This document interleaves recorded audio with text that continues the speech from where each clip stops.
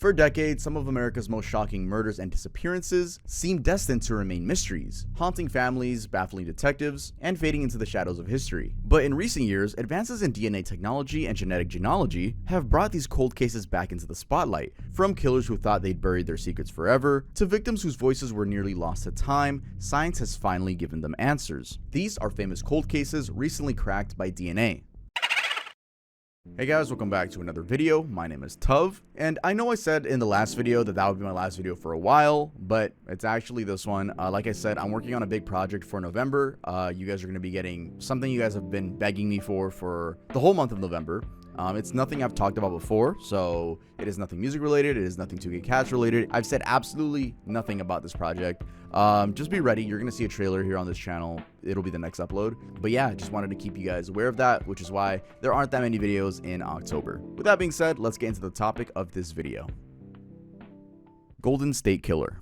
For over a decade, a mass predator terrorized California, committing more than 50 rapes and 13 murders across multiple counties. He was methodical, brutal, and seemingly untouchable. Police called him the East Area Rapist, then the original Night Stalker, and finally the Golden State Killer. Many aliases, but none confirmed the name. He then vanished completely in 1986, leaving behind only DNA evidence and decades of cold cases. It wasn't until a few years later that an identity showed up in the search results: Joseph James DeAngelo. He was a former police officer who worked in Exeter and Auburn, California. From 1973 to 1979, he was literally on the other side of the law, which explains why he was so good at avoiding capture. He knew police procedures, communication systems, and exactly how investigations worked. I mean, he was literally right there, having an inside advantage, making him the perfect serial killer. Also, DNA technology was just emerging back then. When DeAngelo committed his final known murder in 1986, 18-year-old Janelle Cruz, genetic fingerprinting had only been discovered a year earlier. So while investigators collected biological evidence from crime scenes, they couldn't do much with it. The case went cold for over 3 decades. But as we know, most things advance in time and eventually improve massively, and that's no different for DNA. By 2017, consumer DNA testing had exploded. Companies like 23andMe and Ancestor DNA were helping millions of people trace their family trees. But there was also this smaller free platform called GED Match, where amateur genealogists could upload their DNA profiles and search for relatives. This is where a detective named Paul Holes comes into the picture. He was from Contra Costa County and had been obsessing over this case for years. In December of 2017, working with FBI lawyer Steve Kramer, Holes uploaded the killer's DNA profile to GED Match using a fake account. They weren't looking for an exact match, they were just casually looking for distant relatives who'd voluntarily shared their genetic information online. The search identified 10 to 20 people who shared the same great-great-great-grandparents as the Golden State Killer. Working with genealogist Barbara Ray Venter, investigators began the painstaking process of building massive family trees. They mapped out hundreds of potential relatives, following branches back generations and forward to living descendants. After months of detective work, they narrowed it down to 2 suspects. One was ruled out by DNA testing an accessible relative. That left Joseph James DeAngelo, a 72-year-old retired mechanic living in Citrus Heights, just miles from where the first attacks occurred in 1976. But that wasn't enough. Investigators needed confirmation, so they put DeAngelo under surveillance and waited. In April of 2018, they got their break. DeAngelo discarded a tissue in his trash, and detectives grabbed it. They also swabbed DNA from his car door handle. When the lab results came back, it was a perfect match to the crime scene evidence. On April 24th of 2018, DeAngelo was arrested at his suburban home. Sacramento District Attorney Anne Marie Schubert announced they'd found the needle in the haystack. This was the first major arrest using genetic genealogy, a technique that would revolutionize cold case investigations from this point. DeAngelo, now 75, pleaded guilty in 2020 to 13 counts of murder and admitted to dozens of other crimes. Currently, as old as he is, he's serving life in prison without parole. River Double Homicide from 1956. January 3rd, 1956. 3 teenage boys are hiking along the Sun River near Great Falls, Montana, when they stumble across something no kid should ever have to see. 18-year-old Lloyd Dwayne Bogle, dead from a gunshot wound to the head, lying face down beside his car. Someone had used his own belt to tie his hands behind his back. A truly horrific scene. Then the next day, a county road worker found 16-year-old Patricia Kalitsky's body north of Great Falls. She'd been shot in the head too, but also sexually assaulted. These two were a couple, and now they were dead. Now, before his death, Bogle had been an airman from Waco, Texas, stationed at Malmstrom Air Force Base. On the other hand, Kalitsky was a junior at Great Falls High School. They'd been last seen at Pete's Drive-In just after 9 p.m. the night before, then apparently drove to what locals called a lover's lane near Wadsworth Park. They never made it home. The thing is, their families initially thought they'd eloped. I mean, it was a young couple missing together. That wasn't that unusual in the 1950s. Well, until those hikers found Bogle's body. For 65 years, this case tortured investigators. They followed every lead, questioned dozens of suspects, even looked into notorious gangster Whitey Bulger, who'd been in the Great Falls area and had a charge from 1951. Nothing stuck. Still, they preserved a vaginal swab from Kalitsky's 1956 autopsy. In 2001, retired detective Phil Madison sent that sample to the Montana State Crime Lab. They found a single sperm cell that didn't belong to Bogle, and DNA technology was finally catching up to this cold case. So, in 2019, after the Golden State Killer breakthrough made headlines, Cadner reached out to Boat Technology. They created a DNA profile from that preserved 1956 sample and uploaded it to genealogical databases. Within months, they had a family tree pointing to Kenneth Gold, a Great Falls native who'd lived about a mile from Kalitsky. But there was a problem. Gold had died in Missouri in 2007 and his remains were cremated. Cadner had to make some uncomfortable phone calls. He traveled to Missouri to meet Gold's children and explained that their father was now their prime suspect in a decades-old double murder. Incredibly, the family cooperated, providing DNA samples for comparison, and the results confirmed it. Kenneth Gold was their killer. Turns out Gold was 29 at the time of the murders, married with children, and known to ride horses around the area where Kalitsky's body was found. Strangely, his name had never appeared in the original case files. About a month after the murders, he sold his property and moved his family out of Montana, never to return. In June of 2021, investigators announced they'd solved what's believed to be the oldest cold case cracked using genetic genealogy. After 65 years, two families finally had answers. Justice delayed, but not denied. Washington woman dumped in a river in 1988.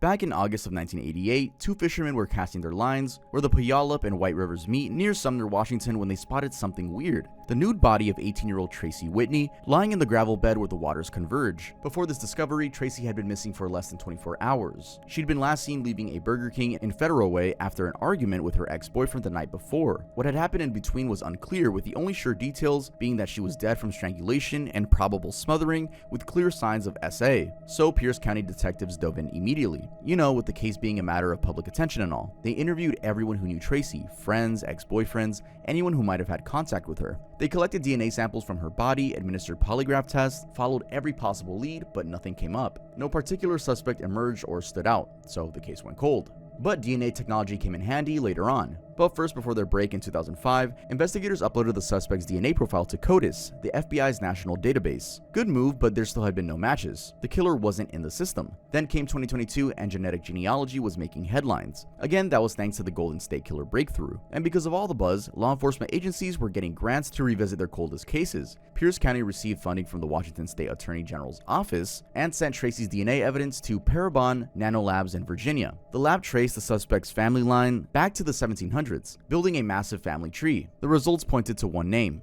John Gillett Jr. But again, there was a crushing problem. Gillett had died from cancer in January of 2022, 8 months before investigators identified him as a suspect. Since Gillett had been cremated, direct DNA comparison was impossible. But investigators discovered something else, his son, John Gillett III. His son, John Gillett III, had also recently died, and the medical examiner's office had his DNA on file. When they compared it to the 1988 crime scene evidence, the results confirmed Gillett Jr., the father, was the killer. Then came another question to solve. Why? What was the motive? A difficult one to answer because even the detectives found no connections between Tracy and Gillett. This was a complete stranger abduction and murder. A 29-year-old predator who saw an 18-year-old girl, followed her, and destroyed her life. Although it's alleged that if you dig deeper into Gillett Jr.'s history, you'd find that he'd been questioned in connection to his girlfriend's death in 2010 and his wife's death in 2020, though he was never charged. So again, that leaves questions like, is there a pattern that no one noticed? A killer who got away without ever setting foot in a courtroom? Tracy's case was officially closed as death of offender. Solved, but without the satisfaction of seeing justice served to a living offender. The blind torture kill killer. Every Sunday morning, Dennis Radar walked into Christ Lutheran Church in Wichita, Kansas, looking like the picture of respectability. He was the congregation president, a devoted husband to Paula, a father of two, and a Boy Scout troop leader. His neighbors saw him as a reliable family man who'd wave cheerfully while heading off to work or church. They had absolutely no idea they were living next door to one of America's most twisted serial killers. For 30 years, Dennis Radar lived the ultimate double life. By day, he was everything you want in a neighbor. Helpful, involved in the community, the guy you trust to watch your kids. But when darkness fell, he became the BTK, which stood for Blind Torture Kill, his own twisted nickname for his preferred method of murder. His killing spree started on January 15, 1974 with the Otero family. While his pregnant wife Paula slept at home, Radar broke into the Otero house and methodically murdered Joseph, Julie, and their two children, 11-year-old Josie and 9-year-old Joseph Jr. He forced the children to watch their parents die, then dragged little Josie to the basement where he strangled her with a rope. He masturbated while she died, took pictures of the bodies, and stole her underwear as a trophy. Then he went home and got ready for church. Exactly, after doing all that, now the man goes to church. I mean, after all, he was the church council president. Also, Rader didn't just kill and disappear, he craved attention, recognition for his work. A few months after the Otero murders, he started sending letters to the police and newspapers, detailing his crimes and taunting investigators.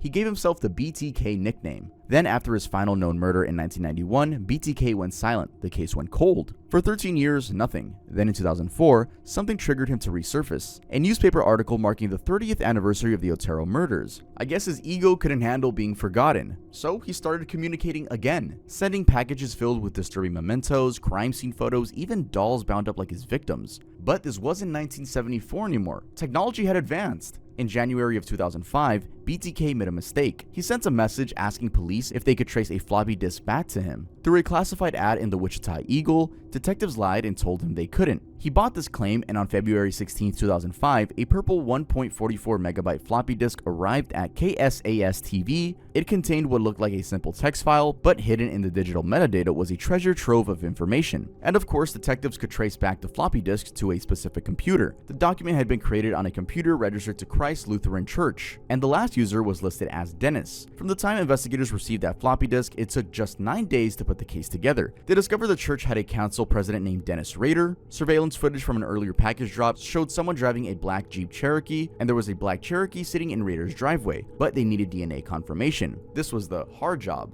Investigators secretly obtained a tissue sample from Rader's daughter's medical records at Kansas State University. They tested it against DNA found under one of BTK's victims' fingernails. It was a familial match. On February 25th of 2005, police arrested Dennis Rader as he drove home from his lunch break. When they asked if he knew why he was being arrested, he calmly replied, "I assume it's about BTK." During his interrogation, Rader was genuinely angry about being deceived. "I need to ask you, how come you lied to me?" That's what he asked investigators about his floppy disk trace. Rader seemed genuinely surprised. He confessed to all 10 murders and received 10 consecutive life sentences, 175 years without parole. Justice delivered by metadata, but largely supported by DNA evidence.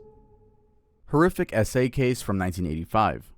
This brave woman, Carrie Kretschke, kept a scrapbook that no one should ever have to maintain. Newspaper clippings about masked men who broke into Dallas apartments and raped women at gunpoint. She was searching other women's nightmares for clues about her own. And you may be asking yourself why. Well, early one morning in 1985, Kretschke had woken up to find a man wearing a turquoise ski mask with pink rims around the eyes. He pointed a gun at her head and threatened her, saying she would either be abused or killed. He tied her hands behind her back, ransacked her room, and raped her before disappearing into the night. The case went cold almost immediately. DNA technology didn't even exist yet, so investigators had no biological evidence to work with. Kretschke called Dallas Police Department repeatedly in the weeks and months after her attack, but sadly nobody had answers. But she was brave, as I said, and she didn't give up. She got married, moved to the suburbs, built a new life, but she kept that grim scrapbook with her. Every newspaper story about similar attacks went into those pages. She wouldn't rest until she found the monster behind that mask. Then, in 2003, DNA testing finally became a standard. Police ran the DNA from Kretschke's kit through CODIS, the national database, but instead of finding a match to her attacker, they discovered something else. This same man had raped at least 5 other women in Dallas and Shreveport between 1980 and 1985. Kretschke even took matters into her own hands. In 2008, she and another victim suspected a man in Plano might be their attacker. Twice, Kretschke literally went through his trash to collect DNA samples for police. It wasn't him.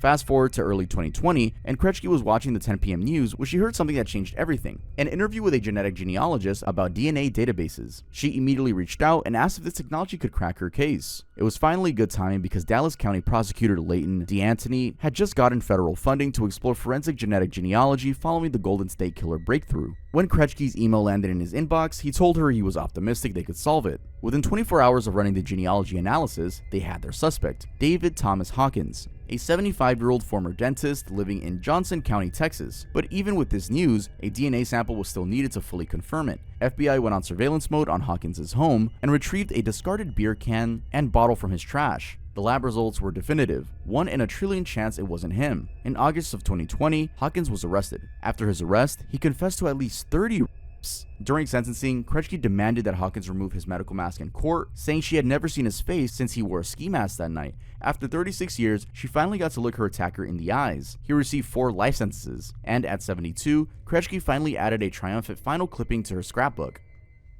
Stabbing in Springfield in 1994. November 20th, 1994. Robin Lawrence's husband Ollie was growing frantic. He was in the Bahamas on a work trip and hadn't been able to reach his wife for days. Their 2-year-old daughter was with Robin at home in Springfield, Virginia. Something was wrong. He called their family friend, Lori Lindbergh, and asked her to check on Robin. When Lindbergh arrived at the house on Reseca Lane, newspapers were piled up on the front stoop. The sliding glass door in the back was open, the screen cut out. She entered through the window. Robin's 2-year-old daughter walked into the room, wide-eyed and quiet. The little girl had been alone for days, dehydrated but physically unharmed. As Lindbergh walked towards the bedroom, she saw blood smeared across the wall. Robin Lawrence was dead, stabbed 49 times. There were no clear signs of who had done this. For nearly 30 years, this case haunted investigators. DNA was collected from the scene in 1994, but there was no match in any database. The killer seemed to vanish completely. Police even briefly considered Robin's husband as a suspect, despite him being in the Bahamas when she was murdered. Then in 2019, Fairfax County cold case detectives decided trying something new. They sent the DNA to Parabon Nano Labs. The lab built a family tree from the killer's DNA and created a digital composite sketch of what the suspect might have looked like. For 3 years, detectives used that sketch to put pieces together. The investigation eventually led them to Stephen Smirk, a 51-year-old software engineer living in Niskayuna, New York. They compared photos of Smirk from 1988 and 1998 to the digital composite, and the resemblance was there. In September of 2023, detectives traveled to New York to collect a DNA sample from Smirk. That's when everything fell apart for the killer. After detectives left, they were preparing to return to Virginia when the phone rang. It was Smirk. "I want to talk, and I want to talk right now," he said. He turned himself in at the local police station. In his video confession, he admitted he left his army barracks at Fort Myer with the intention to kill someone. It was 100% intentional, he said. He drove to the West Springfield neighborhood where his friends lived, randomly chose Robin's house next door, and broke in through the sliding door. When Robin reached for the phone, he cut the cord. Then he began stabbing her with his, quote, combat training. He even told him that if it weren't for his wife and kids, he probably would have become a serial killer. In March of 2025, Stefan Smirk was sentenced to 70 years in prison. Robin's family finally had their answer after 3 decades. Abduction and SA of an 8-year-old in 1988.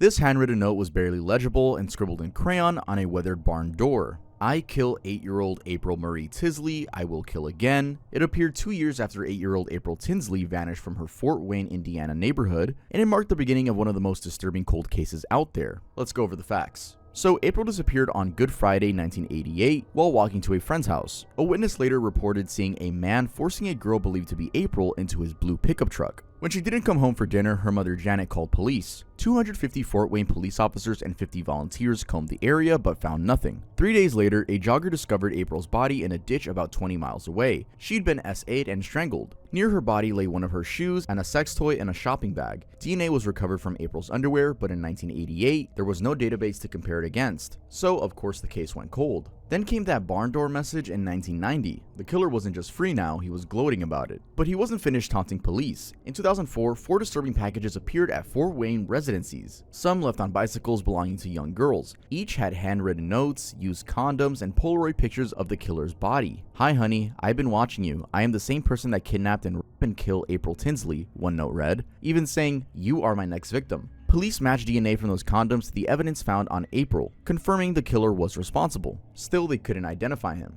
And that went on for 30 years. Then, in May of 2018, something changed the game. Just 2 weeks after genetic genealogy caught the Golden State Killer, Fort Wayne detective Brian Martin decided to try the same approach. He sent the killer's DNA profile to Parabon Nano Labs, and on July 2nd, genealogist C.C. Moore narrowed down the suspects to 2 brothers, including 59-year-old John Miller of Greville, Indiana. Miller lived just 6 miles from where April's body was discovered. Police put him under surveillance and collected 3 used condoms from his discarded trash. The DNA matched perfectly. On July 15th of 2018, detectives knocked on Miller's door. When they asked if he knew why they were there, he simply said, "April Tinsley." At the police station, Miller confessed to everything. He admitted abducting April, taking her to his trailer, raping and choking her to death. He said it took about 10 minutes for her to die. He also confessed to having sex with her corpse before dumping the body. There was no connection between Miller and April. He'd simply planned to kidnap a child that day, and April became his random victim. Neighbors described him as quiet and angry with no criminal history. Miller pleaded guilty in December of 2018 and received 80 years in prison.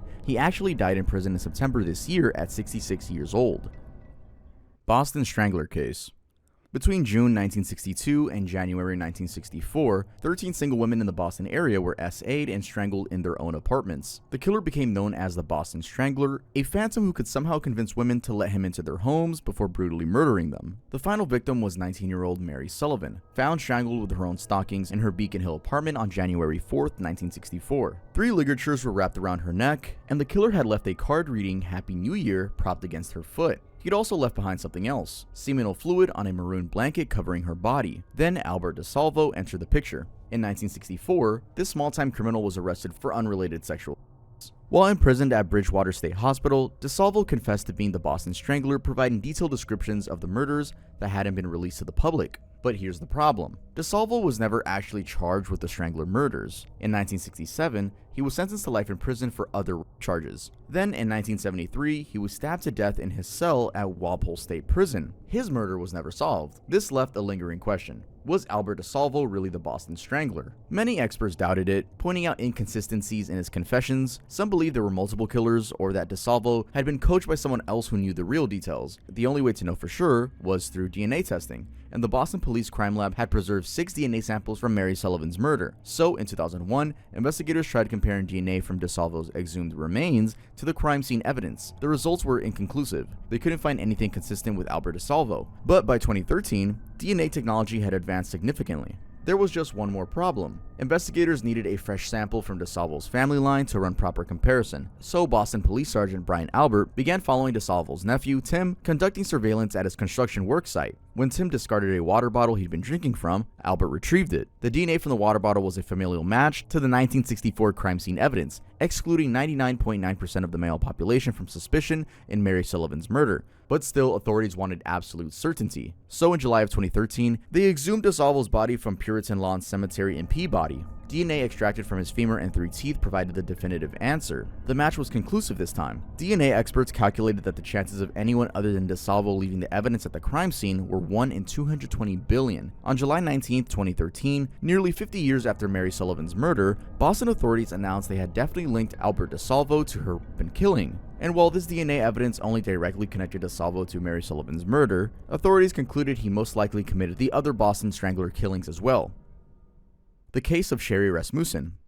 When John Rutan came home from work on February 24, 1986, he expected to find his wife Sherri recovering from a back injury. Instead, he found her dead on the living room floor in their Van Nuys condo. She'd been beaten, bitten, and shot 3 times in the chest. Sherri Rasmussen was 29. A nursing director at Glendale Adventist Medical Center, married just 3 months to the love of her life, but someone had made sure that fairy tale would end brutally. LAPD detectives quickly decided this was a burglary gone wrong. Stereo equipment had been stacked near the door as if thieves were interrupted. 2 armed robbers had hit another house nearby around the same time. Case closed, right?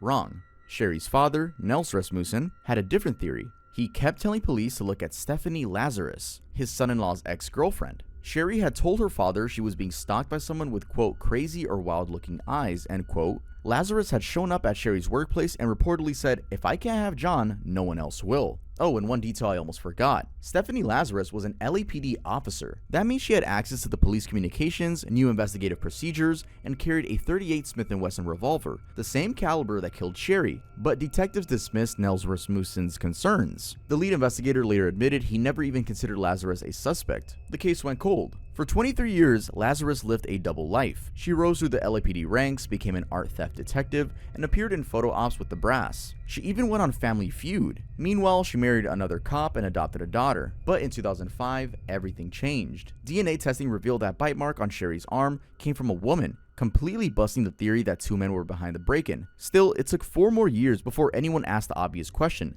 Did Sherri have any female enemies? That led investigators straight to Stephanie Lazarus. In June of 2009, detectives lured Lazarus to LAPD headquarters using a fake story about needing help with an art theft case. Once she was in the jail facility without her gun, they confronted her with DNA evidence linking her to the murder. Lazarus asked investigators if she was on some kind of hidden camera show, saying it was insane, but it wasn't. The trial started in 2012 and prosecutors showed her as a completely obsessed ex. John Rutan said he never thought of her as a girlfriend, just a college friend he sometimes slept with. But Lazarus had written love letters saying she was truly in love with him, and she even slept with him after he got engaged to Sherri, begging for one last chance. So in the end, what happened was something like this. She entered Sherri's condo, hit her with a vase, shot her 3 times using a pillow as a silencer, and then staged the scene to make it look like a burglary. Lazarus was convicted of first-degree murder and sentenced to 27 years to life.